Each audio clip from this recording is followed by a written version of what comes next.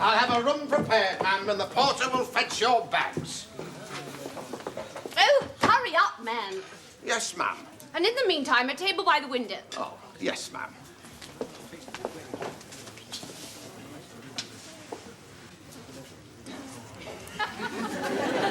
There she goes, Father.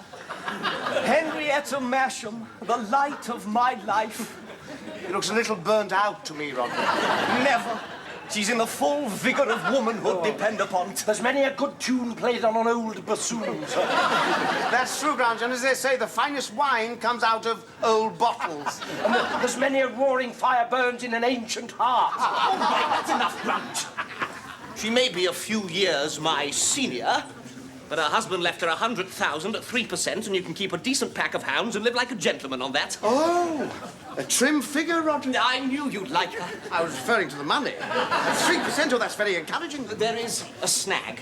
She's being pursued by one Purvis, who's made a fortune from old saucepans and rabbit skins. What? You mean she's being pursued by Rag and Bone? Doesn't that worry you, Roderick? Why should it? Perhaps he's looking for stock. That's enough, Grange. I mean, is she your social equal? Father, she's being sought after by half of Stretchford. But they're in trade, Roderick, whilst the Haggards have never done a day's work in 500 years.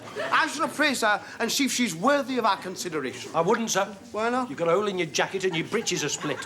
Yes, Granger's right. She'll take you for a servant. A servant, because I've spent all day in the cupboards nonsense. I'd sooner you didn't, Father. Are you ashamed of me, Roderick? Yes, Father. See, you hear that, Grange? It appears I bred a peacock. No, Father. A popinjay, a real prick-me-dainty. I'm not a prick-me-dainty, Father. But I do have standards. And quite frankly, you look a mess. A mess? Fool. You think you can disguise quality and rank under an old coat? Never. Oi, What is she doing here? Same as everyone else. There's a rumour that the prince has come to Stretchford and all hope to catch sight of him. I don't know what all the fuss is about. He's a bloated tyrant. He eats off golden plates and sleeps in silken sheets, whilst the weavers of York and the spinners of Manchester go cold and hungry. And why? He's not a god. He breathes, he eats and drinks, peas in a pot just like that. That's enough, Grange. You forget the prince is a personal friend of mine. Yes, well, my cock's a daisy. What's that, you surly rogue? I've told you before I decided to bury myself here in the Shires. The prince and I roisted together. No, not that old story, Father. It's true, we roisted all the way from Covent Garden to Chelsea. And even sometimes as far as Fulham. I was his mentor. And you think that a personal friend of the future king could be mistaken for a servant? I shall approach her and she will be overwhelmed by me condescension. Your servant, ma'am. There you are. Take my bags upstairs. And here's a penny for you. A penny? You are mistaken in me, ma'am. My name is Haggard. Haggard? Are you the father of the young rascal who's been pursuing me with protestations of affection? And the same young man who seduced Fanny Farlaker and caused her to be sent into Warwickshire? Oh, a vile rumour, ma'am. My son is an eligible bachelor, irresistible to the young ladies of the town. They follow him everywhere. At night, we have to release the dogs for his protection. Is this fellow annoying you, Henrietta? Indeed he is, Mr. Purvis. Here's a sixpence. Take the bags upstairs. Sixpence? Are you trying to make me look a fool, sir? No, no, sir. I would not presume to improve upon nature. Have a care. My name is Haggard. Haggard. Yes, Yes, I've heard of you, sir. Ah, and what have you heard, sir? I've heard you're a rascally squire who forces himself upon gentlewomen, consorts with rogues, and has never done a day's work in his life. Well, it's true I've never skinned a rabbit, if that's what you mean. What?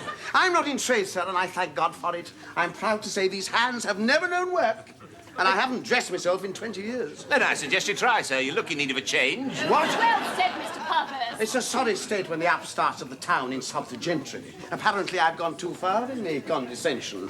Nevertheless, you may bring your cart round to my back door for the rags, as usual. How can I when you're still wearing them? What? Excuse me, sir. If you're not spending any money here, then I suggest you leave and cease annoying those who are. I'm glad you said that, landlord, or I'd have been forced to throw the rogue out. Begone, sir. Sir? I am unable to leave here. I may have to inspect the premises. What?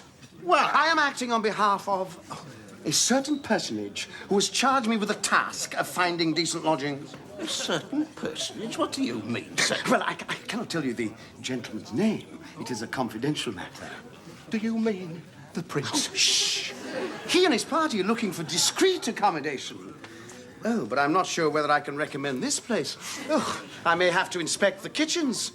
But surely the prince would go to the Crown, sir. Oh, damn the Crown, sir. I dined there last week and the potatoes were as hard as a creditor's fist. No, he'll go where I tell him. And you may have by royal appointment over your door by this time next week. You know the prince. Oh, if he knows a prince, I'll eat this bowl of flowers. Oh. Then season it well, sir, for we are old friends. Now, I suggest you get this place cleaned up and open the windows. I can still smell dead rabbit.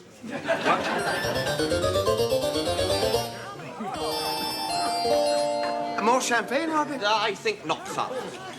How can you be so calm? You know the prince won't come. Of course he won't come. If His Royal Highness were coming to Stretchford, I'd have been informed. Don't start that again, Father. What's going to happen when the landlord finds out? Nothing. When we've drunk our fill, Grunge will appear and announce that the prince has been summoned urgently back to court and will be unable to make the visit. A neat stratagem, Father. Well, it should satisfy that dolt of a landlord, as if the prince would frequent this grog shop. Outstanding for His Royal Highness, the Prince of Wales.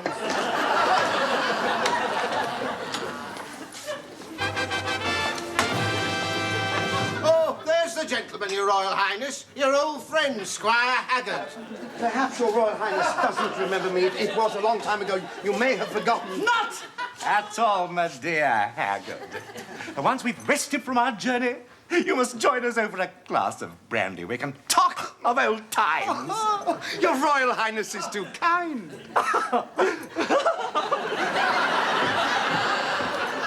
Later then.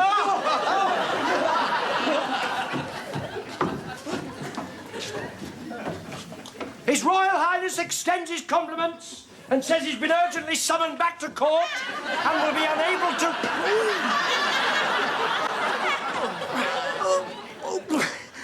Tighter, Grunge. Damn no. Oh. I don't know why you're bothering. It's only going to come out somewhere else. You'll explode, Father. Your face has gone quite red. I must get my figure back, Roderick. Why? Where did you leave it? I'll tell you, Grunge, in the pantry where he consumed 3 meat pies last night. Oh, I don't know why you're bothering. You're not as fat as the prince. Never say that.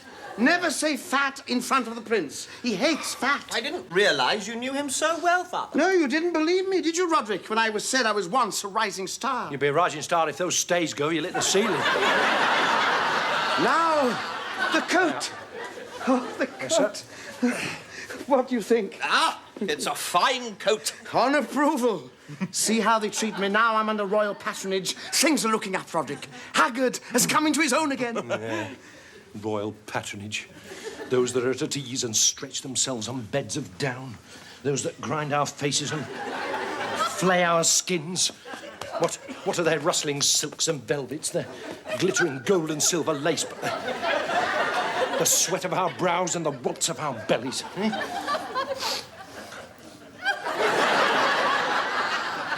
Will that be all, sir? Yes, sir. Oh, I'm worried about Grunge, Roderick. Better keep an eye on him. Yes, Father.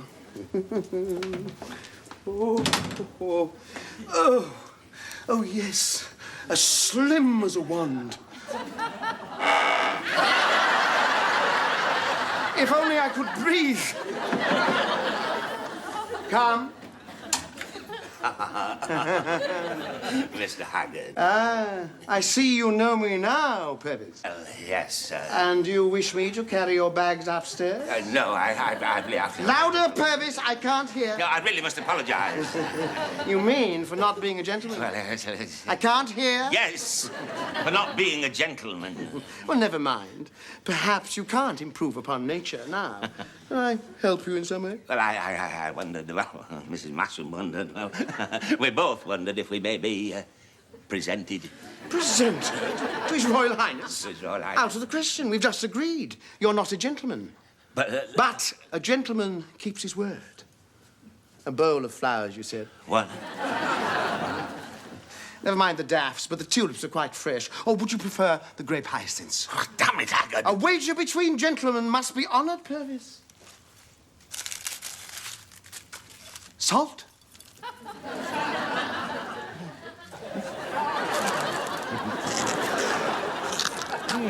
Your Royal Highness. Come, Haggard. No need for such formality. That's between old friends. You're too kind, sir. Pray continue, Purvis. A glass of brandy, sir. Thank you. Haggard, why is that fellow eating flowers? I don't know, he must be hungry. He appears to eat little else. Really? Why not try him with a carnation? May I? I'm sure he'd appreciate it. Here's a carnation for you, my man. Oh. Your Highness. You may withdraw, Purvis. What an amusing rogue. Indeed. Reminds me of my father. He grows madder by the hour, Haggard.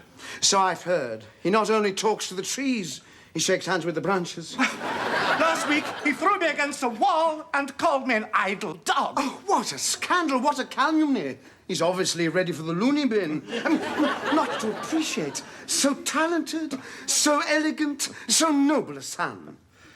It'll be a happy day for England when you assume the throne, sir. Should we take a turn about the rum, Haggard? Why not? That's a damn fine coat, Haggard. You like it? I'll have another sent to your door within the hour. I see you still know how to make the guineas chink. Oh, it's only money after all, damn it. Tell the truth, I'm a little pressed. Oh, how much is it now? The Parliament says 600,000. Oh, it's a trifle. What? You think so? Of course. Then we'll sup with you tonight. Good. How many? Oh, Norfolk, the Barrymores, Colonel Hanger, Lady Melford, a few others. Splendid. Splendid. Will you bring anyone? Just my son and Mrs. Masham. Mrs. Masham. Damn fine-looking woman. Elegant and genteel. Yes, and she dotes about my son. We hope to bring our two houses together in a rich alliance. She's not of noble birth, and she's older, but they love each other dearly, so I would do nothing to come in between them. Call me no fool, but my son's happiness means everything to me. I would possess her, Haggard. Mrs. Masham, I would enjoy her favors tonight. she's yours, sir. Ah, great news, Father. Henrietta has agreed to receive my attentions. She feels she could love me. Does she really? Isn't this rather sudden, Roderick? It was when she saw me standing by the prince. She saw me as a man of affairs, rising in the world. She adores men of power. Tonight, we should consummate our passion. Not tonight, Roderick. What do you mean? Well, the prince thinks she's a damn fine-looking woman, elegant and genteel. I knew he'd like her. And he wishes to enjoy her company. And so he shall. We sit with him at dinner. Alone. What? I can't believe it. Well, neither can I. He obviously prefers older women. She's not old. Don't say old. Henrietta's in the full bloom of youth. Then she'll keep Roderick. Oh, come. Is it such a sacrifice for England? I mean, the prince does take precedence. Not with Henrietta. Look, let me explain. If the prince admired your snuff box, would you not give it to him? She's not a snuff box. No, but if she were a snuff box, he's only taking a pinch. A pinch? She'll be dishonoured. Dishonoured? She'll be by royal approval. There are many women in the world, Roderick, but only one Prince of Wales. There's only one Henrietta Masham. And we must thank God for it. See what you've become, Father. Where your social climbing, your sycophantic pandering, your crawling and your fawning has led you. You've become a creature, a procurer for the prince. Well, uneasy lies the head of the favourite. Already storm clouds are gathering. What do you mean? Grunge. What about grunge? There's talk amongst the servants that he intends to make a protest of some kind against the monarchy. What? Yes, a demonstration of some sort on behalf of the starving spinners and weavers of the north. What sort of protest? He hasn't decided yet. Well, is it a petition? Not exactly. Some say he intends to pelt the company with dried horse dung. Others that he'll pour a chamber pot over the prince's head. The rest that he intends to urinate upon the table. He's an inventive little devil, isn't he? Roderick, you must stop him. I have much to do. Stop it. Do you think I'd do anything to protect that fat, bloated, womanizing, whoremongering lecture? Don't call him fat, Roderick. He doesn't.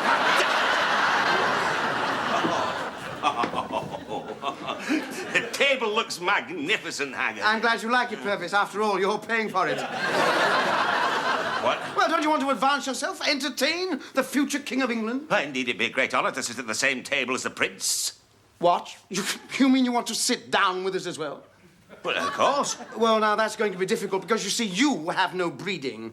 It needs a title, and titles cost money. Now, I know that the keeper of the Royal Ferret is free at the moment, and, of course, keyholder to the Royal Chastity Belt. I know. What about Lord of the Bedchamber? Lord of the Bedchamber. It's not an onerous post. Long periods of boredom followed by short bursts of excitement. It'll be yours for 100 guineas. Good.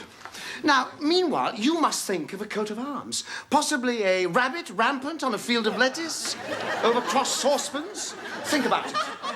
And send Mrs. Masham to me at once.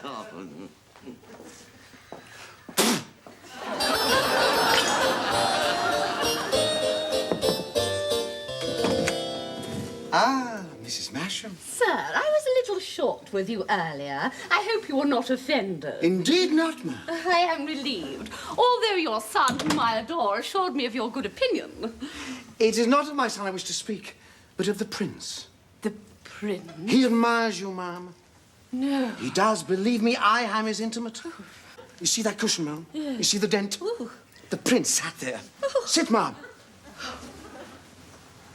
Oh, it's still warm.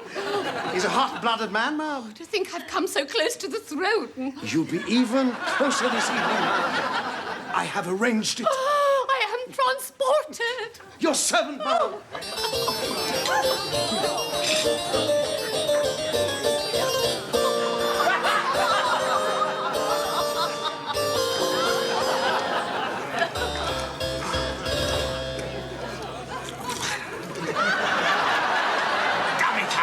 Too low. Yes, I've noticed that, Purvis. I mean, no one can see me, and I can see no one. Well, it's the best they could do. They've run out of chairs. I'll tell you what's happening.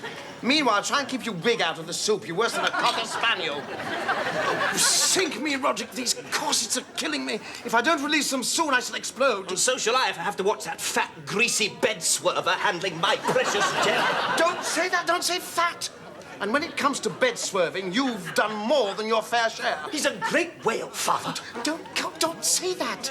Don't call him a whale, Roderick. I'm in enough trouble with grunge. Every time he comes round with this soup, I feel I'm going to bust a stay. You're not eating much, my dear Haggard. I must think of my figure, sir. You look confoundedly slim to me. Well, you appear to have lost weight since this morning. How do you do it? Well, it's a crash diet. But I'm afraid the merest indulgence would ruin this slender frame. Fortunately, I don't have that problem. You mean you've given up? No, you don't have to worry, sir, not with your, broad and manly frame. That's true. I can eat what I like. Yes, and it shows. Talking of weight, Father, what was that lampoon we were laughing about this morning? What? How did it go now? Oh, yes, I remember.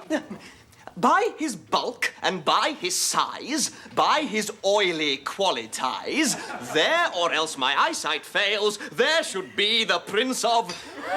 something like that. What was it? Do you allude to me, sir? Who, sir? Me, sir? Yes, sir, you, sir. No, sir. Who's your fat friend? Did you say I was fat, sir? Fat, sir? Certainly not, sir. Well made, yes. Perhaps even large, possibly capacious, even corpulent and gross, sir. In fact, a leviathan, a beer barrel, a gut bucket, a tub of lard, an elephant in trousers. But never, never fat, sir. Your servant, sir. Ma'am. Haggard, what is the meaning of this? I am insulted at your table! Well, I don't know what came over him, sir. I can only say that I...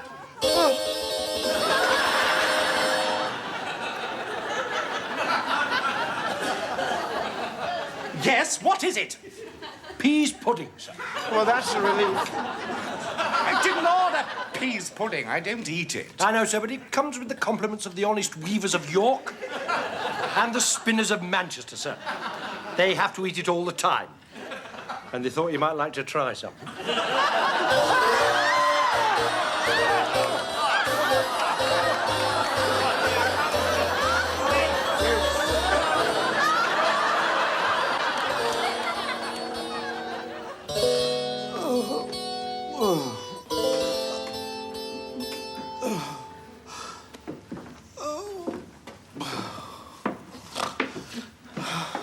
Father? Roderick, do not speak to me.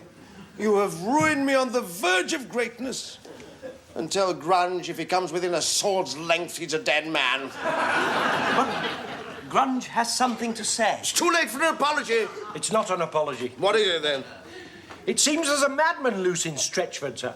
Well, he hasn't been pouring peace pudding over people, has he, Grunge? No, sir, he's quite harmless. He has only one fixation. He believes himself to be the Prince of Wales. What? He's known to his keepers as Wacky William. He's been entering taverns with a few fellow spirits, Loony Lionel, Palsied Peter, and Mumbling Myrtle, who aid him in his deception. Yes, they persuade gullible people to pay for drinks and lodgings and entertain them royally as the prince and his entourage. Oh. The only thing that puzzles me, sir, is where you met the prince. Was it the booby hatch, Father? Well, when I said I knew him, I didn't know him all that well. It was a long time ago. Ah, Haggard. Have you seen the prince? He's invited us to join him at Brighton. Oh. Found my company vastly entertaining last night. Why, did you eat the table decoration? He said I was a man of taste and refinement. Well, it takes one to know one, Purvis.